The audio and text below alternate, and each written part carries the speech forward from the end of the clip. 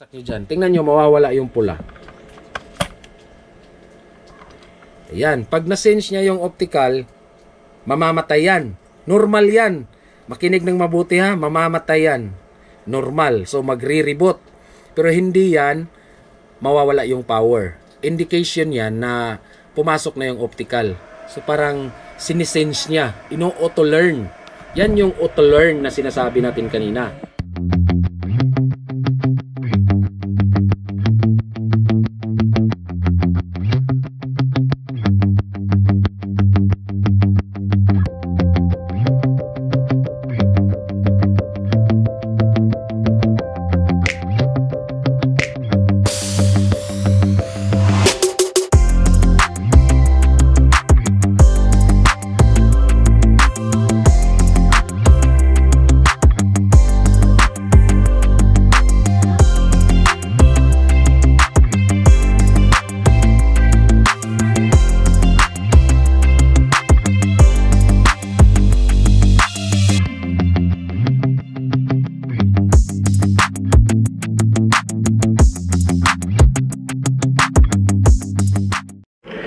Hello, welcome back mga Kapi and TV sa ating vlog, no?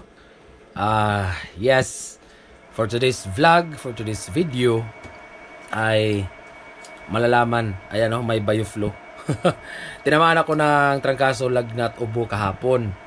Tapos, ito nga, dahil i-deploy na natin kay Sir Faustino yung kanyang devices, meron tayo, dumating yung 70 na uno niya.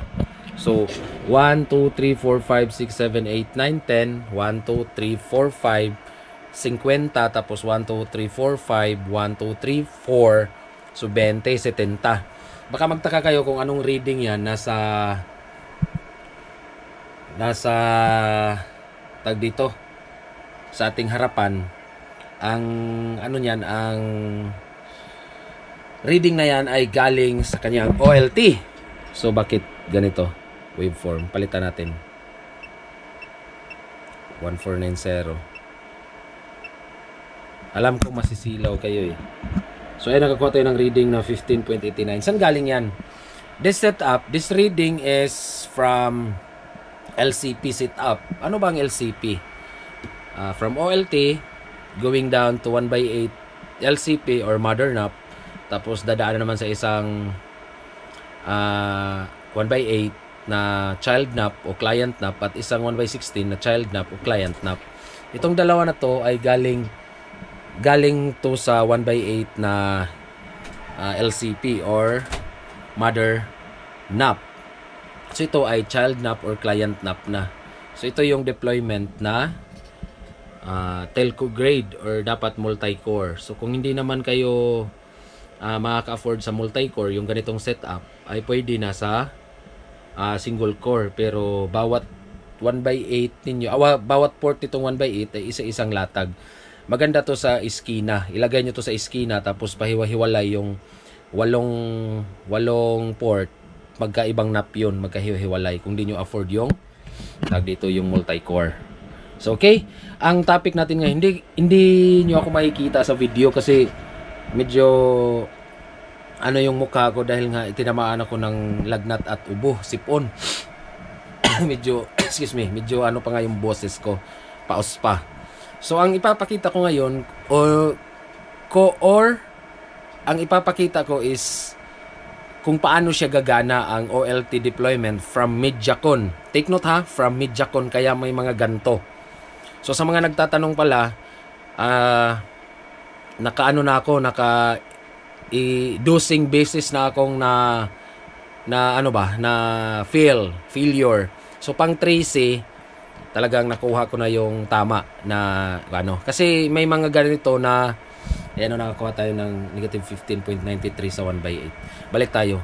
May mga ganito na uno o inyo na siya tawag dito, yung i-config mo pa. So from MediaCon ka, ang configuration mo is nandoon sa modem na existing o yung lumang modem mo gaya ng Tenda, Xiaomi, Mercosys, at kung ano-anong TP-Link at kung ano-anong PPPoE router capable na iyong na-deploy gamit yung MediaCon. So wala na akong MediaCon dito, wala na akong may papakita, pero as far as I know, yung mga naka-MediaCon dyan, alam nyo na kasi galing tayo dyan. So from MediaCon, magtra-transition kayo ng OLT, bibili kayo ng OLT at yung server nyo na luma magagamit din. Tapos bibili kayo ng mga splitters at ito lang yung gagamitin ninyo. Wala tong configuration, as in expon to, plug and play. Take note, plug and play. So meron lang tayong kaukulang instruction on how to do that at mag-message kayo sa ating Facebook page. Ganun lang po. So ayan, ano-ano ba ang mga kakailanganin, sir? Pag mga frequently asked question to, yung FAQs, frequently asked question. Sir, ano-ano po ba ang mga kakailanganin pag mag-deploy or mag-upgrade ng OLT going down to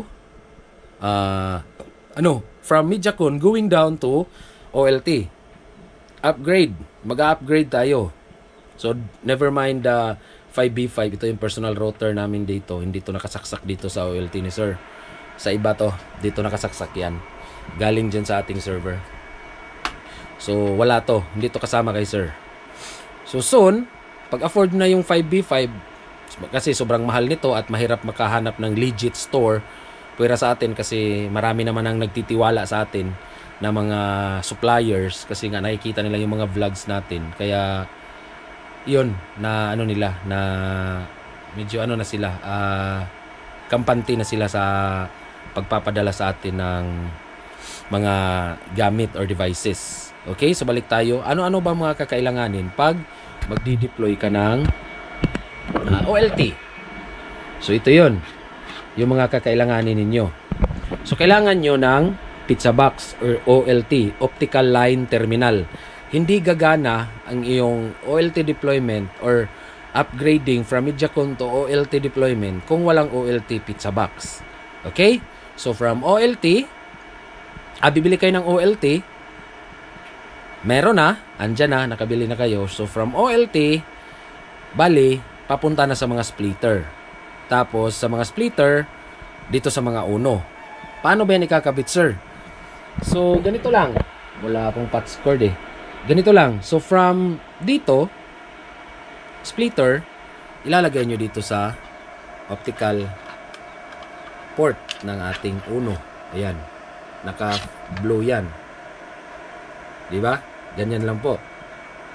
So, pagkalagay nyo dyan, ilagay nyo dito sa LAN 1 or LAN 2. Ang LAN 1 naman natin ay gigabit. Yung LAN 2 ay non-giga. Ilagay nyo lang yung RJ45 na galing sa MediaCon. Ilagay nyo lang dito sa LAN 1. Tapos yung sa dulo naman na RJ45, yung sa UTP cable, ilagay nyo sa WEN ng inyong modem. Ang tanong, sir, kailangan pa ba ng configuration? Panibagong configuration mula doon sa inyong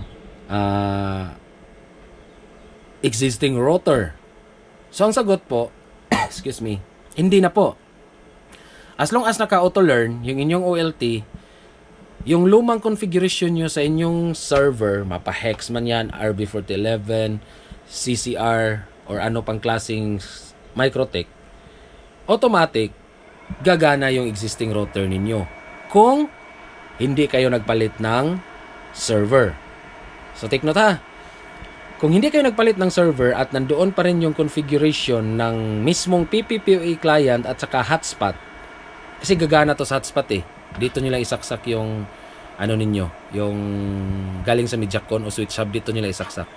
So kung hindi ito na bago ang inyong configuration sa server, automatic gagana to. Kasi naka-auto learn to dito sa OLT. Nakasaksak na to eh. So hindi ko lang ma-demo. I-demo natin mamaya. So kuha lang tayo ng patch cord. I-demo talaga natin. Okay, hintay-hintay lang. Diyan lang kayo. Kuha lang ako ng patch cord.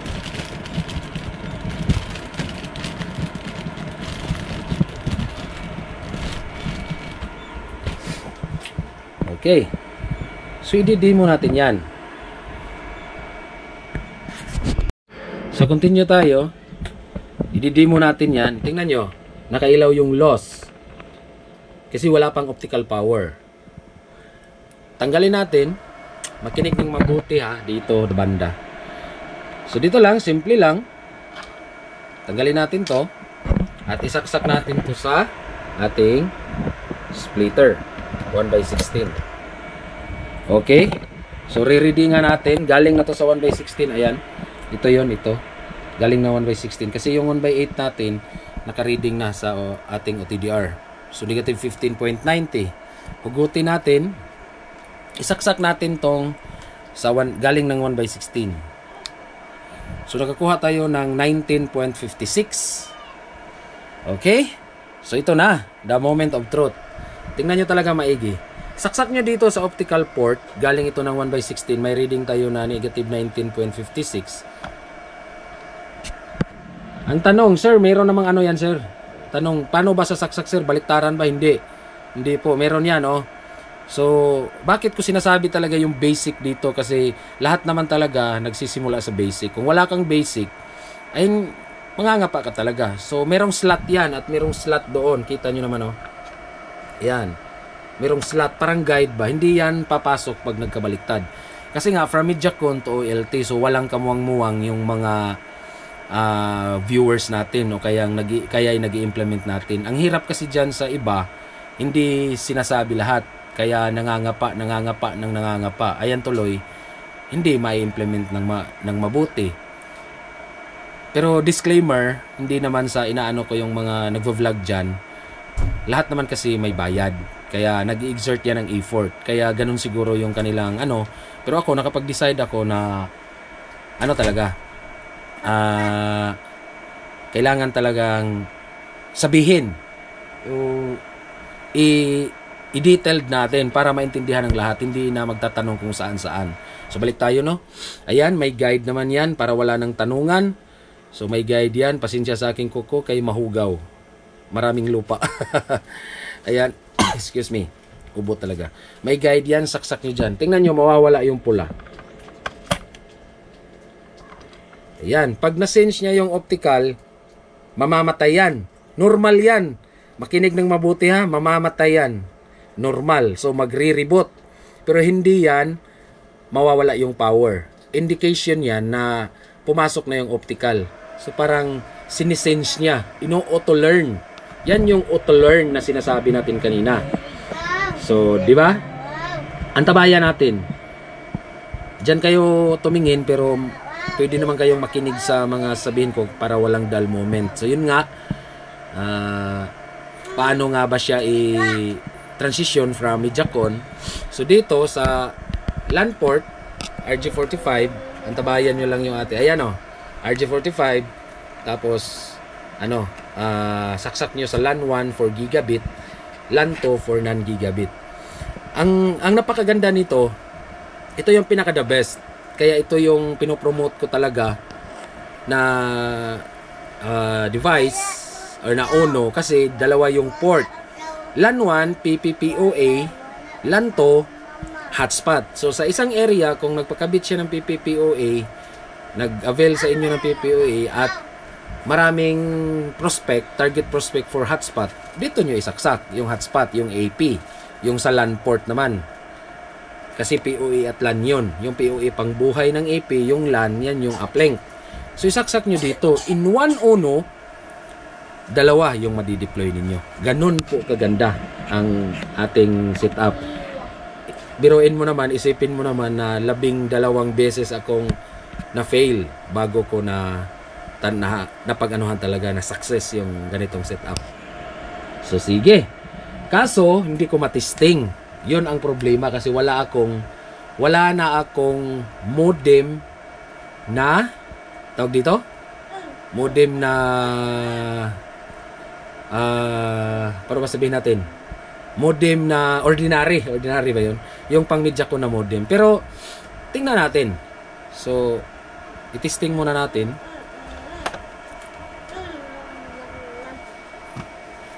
Itesting natin kung gagana ba. So,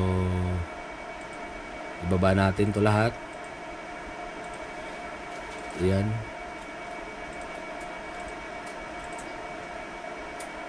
Okay.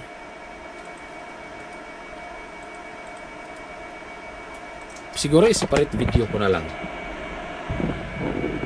Kasi wala akong keyboard nandun sa likod. Ito yung vlogging table ko. Basta, excuse me. Kung ano yung configuration ng inyong modem at naka-auto-learn dito sa inyong server, papunta sa OLT, hindi nyo na kailangan pang i-config. Automatic na yon, papasok yung internet. Basta isaksak nyo lang yung galing ng WAN, isaksak nyo lang sa LAN 1 itong uno, gagana yon, automatic. So ito yun, sample ko lang. Ayan, para sigurado talaga. Sira na kasi ito, na anuhan ng tubig ba napasukan. Ito yung PO injector ng Comfast A314N. Yung POA, yan yung pangbuhay ng AP. Yung LAN, isaksak nyo dito. Sa LAN 1, sa LAN 2, yung LAN. Tapos yung LAN 1, yan yung papunta sa WAN ng modem. At comment down below kung gagana. Ang tanong, sir, saan tayo makakabili niyan? Wala po tayong direct link nito, or Shopee, Lazada man, kasi nadala na ako sa ganyan Dati pa, nung una pa hindi na ako nag-aano ng mga ganyan. So, direct supplier po tayo, hindi ko mabigay kasi nga meron tayong kaukulang MOA doon, terms and condition at memorandum of agreement. So, kumuha tayo ng book order nila, tapos nagbabayad tayo through sa ating bank account. So, hindi tayo makapagbigay ng direct access. So, pwede naman, pero kailangan nyo mag-ban ng siguro mga malaki-laki din. Mga 4 digits, I think. 5 digits, siguro ganyan. Depende sa usapan. Kasi may statement yan statement of account. So, kung gusto nyo bumili, makapagbigay tayo. Legit naman yung kay Sir Faustino. Yung iba pa na hindi pumayag na i-vlog kasi for their security purposes or confidential purposes, kaya hindi natin na content. Pero kung papayag naman si client, magpapaalam naman tayo. Itong kay Sir Faustino, nagpaalam naman ako na, sir, pwede ko bang i-vlog yung mga yung mga gamit mo pag sakaling dumating. So pumayag naman siya, kaya ito na enjoy ninyo. So malaking pasasalamat natin kay Sir Faustino. Kayo din, malaki ang pasasalamat ninyo kay Sir Faustino. Unang-una sa lahat, kay Poong May Kapal, kay Diyos Ama. Magpapasalamat tayo sa Kanya na binigyan tayo ng talent, kaalaman, hiyas na ganito. Tapos, yung mga taong ginamit ni Lord, kaya kay Sir Faustino na magpapagamit sa kanyang mga gamit at i-vlog at bago i-deploy para meron din tayong ma-execute. Meron din tayong masample na mga materials. Kasi hindi po biro ang gumastos ng ganito kalaki para lang po i-vlog. Pero kay Sir, ang bait ni Sir, nagtitiwala siya sa atin. Nagtitiwala siya kay Lord, nagtitiwala sa akin na ginamit ni Lord. Kaya kay Sir Faustino naman, shout out sir, a big shout out sa iyo sir, sa inyong pamilya. Ang Diyos na po ang bahala magbigay o magsukli ng gantimpala sa inyo kasi wala tayong mabibigay na tao. Tayong mga tao, wala tayong mabibigay na gantimpala kundi yung pagsukli lang ng mga mabuting gawain din sa kanilang mga mabuting ginagawa. Ganun lang po tayo. Pero gantimpala, rewards, wala tayo. Hindi tayo makapagbigay. Si Lord lang po. So, thank you so much, sir. Maraming salamat. Sana mayroon pang kagaya sa'yo na magpapasit up sa atin. Meron naman, nakaschedule tayo sa Mindanao after kay Sir Faustino. Sana magpapagamit din ipapagamit din niya for vlogging purposes yung mga gamit niya. Anyway, ititesting ko din naman yan lahat. So, ang naman doon ay kung papayag lang sila na i-content video. So, gaya nito, ititesting ko naman, i-dry run ko naman yung OLT. Yung parang maingay, ito yung fan niya sa gilid. Yung kanyang server, pinakonfig sa atin. So, i-open ko din naman yan, i-config, gagalawin, tatrabahuin. Ito, i-reading lahat. At lahat. Ang lang is pumayag si Sir Faustino na i-content. Kaya yun yung the best na nangyari sa vlogging series natin, sa kanyang product, sa kanyang materials pala na i-deploy na. So hopefully, makapagbiyahe tayo mamaya. Ginawa ko itong video na to pala is bago kami bumiyahe papunta sa kanya. So ito nga natamaan ng trangkaso, hopefully at kaya ng ating katawan na bumiyahe. Kung hindi, i-message naman natin si Sir Faustino para magsabi na, sir, hindi talaga kaya. At bukas siguro magpapadala siya ng pamasahe natin. Take note pala siya yung sumagot ng pamasahe, hotel natin, sa ating biyahe, food allowances, at nagbayad pa siya sa ating professional fee sa pagbisita, sa pagdala sa materialis doon. Kumbaga, spoon feed kay Sir Faustino itong gagawin natin. Babiyahe kami, pupunta kami sa kanya bukas na bukas. Sana hindi tayo matamaan ng medyo lagnat ba o ano ba, hindi ko pa alam. So sana hindi tayo tamaan. Kung kasamaang palad ay tatamaan tayo, magsabi lang tayo kay Sir, message natin o kay tawagan natin, at yun nga, sasabihin natin na hindi kaya. So bukas makalawa na lang siguro. So God bless everyone. Ulitin ko, recap. Mag-OLT kayo from Mediacon. Kung meron kayong existing server, OLT lang yung bibilhin ninyo. Saksak nyo sa Iniports. Mas maganda naka-bridge, hotspot, TPPoA. Saksak nyo dito sa GE3. Kasi GE1, GE2 ay SFP module yan. GE3, GE4, RG45, UTP. Pwede rin kahit saan dyan. Pero kung gusto nyo 10G, itong SFP module. Tapos ilagay nyo sa SFP module din ng inyong server. Gaya nito, meron tayong SFP module. So papakita ko na lang, no. Ayan. Itong CCR kasi may SFP module. Yung hex ay wala. Kaya medyo mahirapan. Gaya nitong RB 1100 AXX4 wala rin yan. Ito meron 10G capable to. So sa mga hindi 10G capable, gaya nitong mga server na to, pwede lang itong UTP. Diretso dyan sa Ether 1 for the ISP bounding. Okay?